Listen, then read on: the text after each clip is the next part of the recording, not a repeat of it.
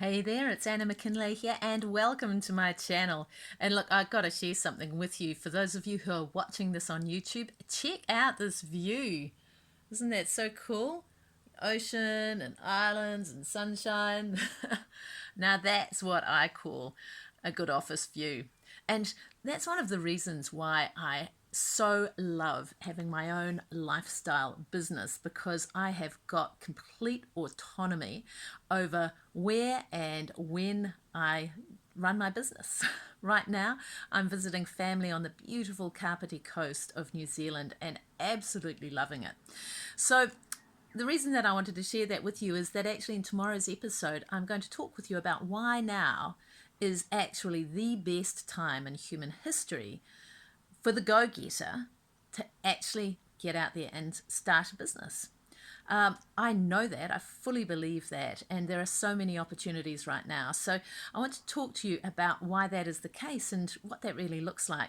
And we'll cover that tomorrow, because today what I want to talk to you about is one of the things that is most essential in businesses and actually keeps most people stuck.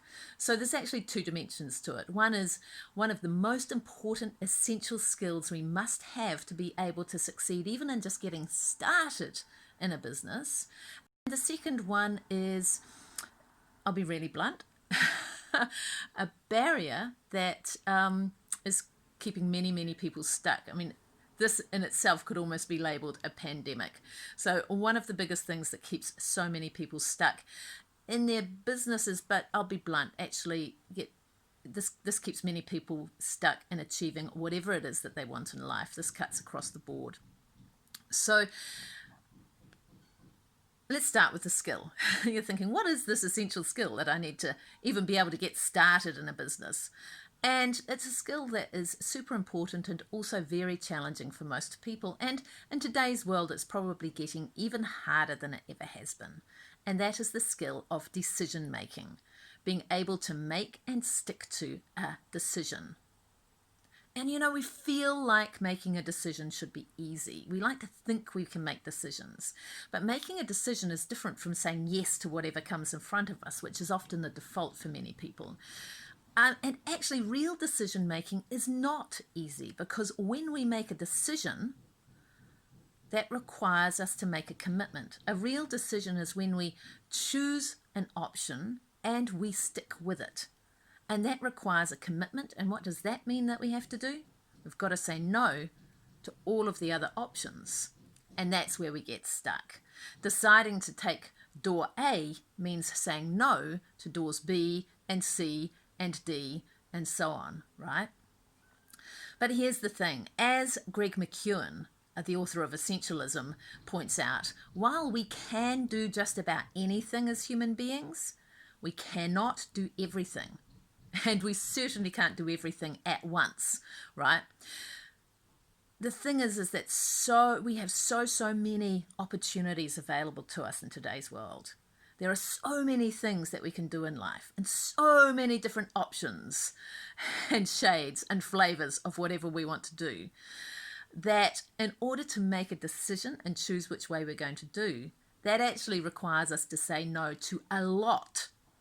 And that's actually hard, you know, and we're getting worse and worse at making decisions compared to what we used to see 5, 10, or 15 years ago. And it's because of this kind of decision-making overload. Too many options, too much information, and we get stuck. And one of the things that's going on here is the thing I alluded to before. What is it that keeps so many people stuck from actually making a decision about their life, about their business, about their goals, and getting started? We know it as FOMO, fear of missing out, right? What if I choose the wrong option? What if the other options that I say no to are better? You've come across this, right? And it tends to play out in one of two ways. So I'm going to share them with you, and I'm going to ask you, think about, who do you know in your life who's in one or either of these camps? You probably know people who are stuck in both camps, right? So camp number one is the person who says yes to a whole bunch of things, because it's hard to say no to them. They all look good, so I'll try them all on. Right? So this is the person who maybe is in a job, but maybe also has 2 or 3 or 4 side hustles and something else that they do as a hobby. Right? What happens when we get into that situation? We get spread thin. Our attention and our energy gets dispersed across these different things. So we get stretched. We get into a situation where we're flip-flopping between different things and different activities and different focuses, which is highly inefficient and actually uses a lot of energy. And as a result of that, we get overwhelmed. We don't really actually get any traction or any momentum going in any of the things that we're doing. Even if we feel we have some momentum, I'm going to tell you straight up, if we were focused on one thing, you would have a lot more going. That's the way the human brain works. So actually having a number of options on the go, saying yes to a lot of stuff, that really is a sure road to struggle, overwhelm, and ultimately failure. And I share that because it happens to so many entrepreneurs. By our nature, entrepreneurs are, we see opportunities. And it's like, take it, do it now. And it's very easy to end up with a lot of pots on the boil and just stuck in this continual overwhelm and stretched state. What about camp 2? Well, camp 2 is the person who gets stuck in indecision. They don't even get started on anything because they're trying to figure out which one is the right door, which one is the best door, and we get stuck in paralysis by analysis. You've heard of that one, right? So busy trying to figure out what's right and trying to analyze, and then more options come up, and which one do I take? That we stay in the foyer, not even going through a door.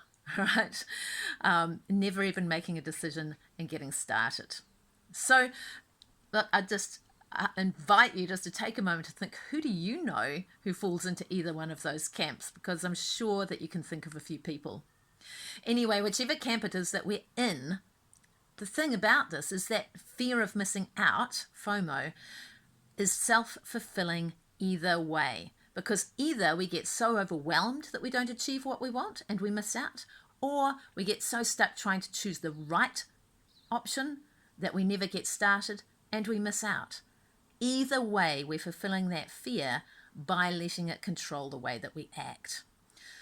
So what do we do about it? Well, here's something.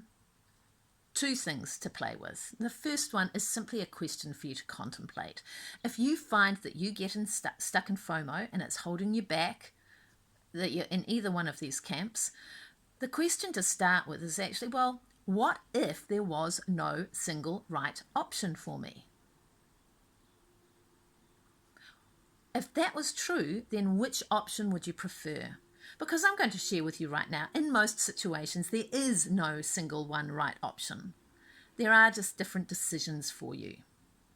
So it then becomes about, well, which one do I actually prefer to take? Which one do I prefer for me? And that comes to the second point, which is actually, it starts with getting clear on what is it that you actually want in your life. What is the life that you want? Not the business or whatever, but the life and the lifestyle.